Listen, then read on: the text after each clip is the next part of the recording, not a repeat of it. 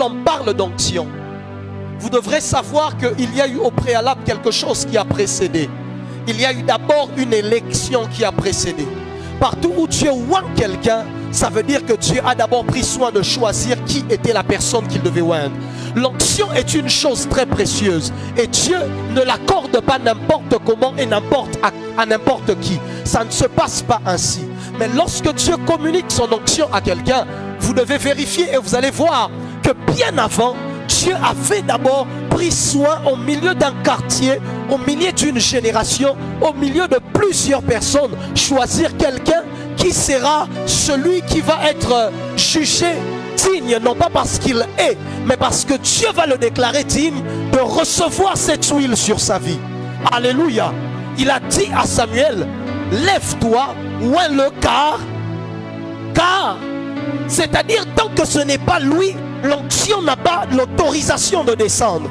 Mais dès que c'est lui, alors tu peux te lever et le oindre.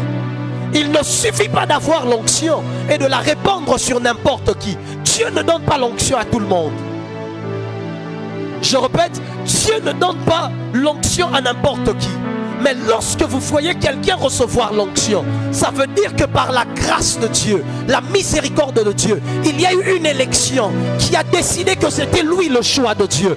Je prie et je déclare que tu sois le choix de Dieu ce soir. Je dis que tu sois le choix de Dieu ce soir. Samuel se lève devant Éléazar. Dieu lui dit ce n'est pas lui, je l'ai rejeté. Il se lève devant quelqu'un d'autre. Dieu lui dit ce n'est pas lui. Ça veut dire que lorsque vous voyez l'onction tomber sur la vie de quelqu'un au milieu d'une église, ce n'est pas un fruit du hasard. Le choix est passé sur plusieurs, mais ensuite la décision est tombée sur une personne.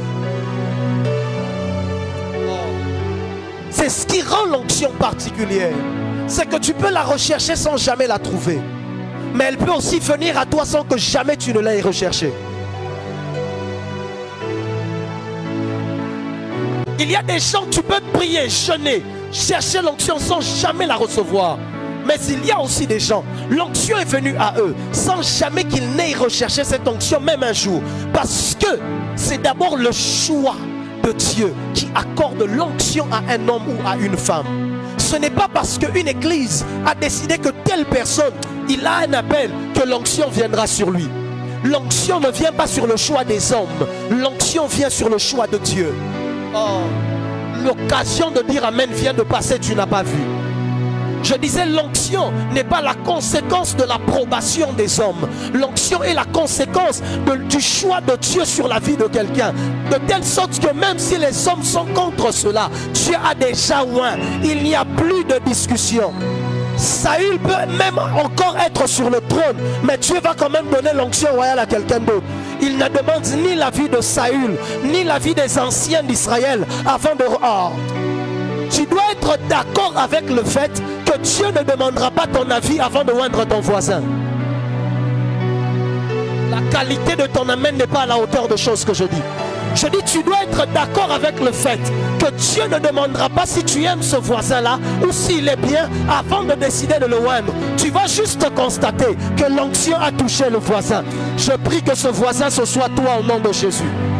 Il dit à Samuel, il y a un jeune homme dans la maison d'Isaïe. Donc Dieu sait, il a eu le temps de parcourir la terre et de décider. Je suis en train de dire à un homme et une femme que Dieu a oint. L'onction qui est sur ta vie n'est pas le fruit du hasard. C'est le fruit d'une décision calculée et réfléchie de l'Éternel. C'est-à-dire que si tu as l'onction, ne t'inquiète pas, Dieu n'a pas commis d'erreur. Oh.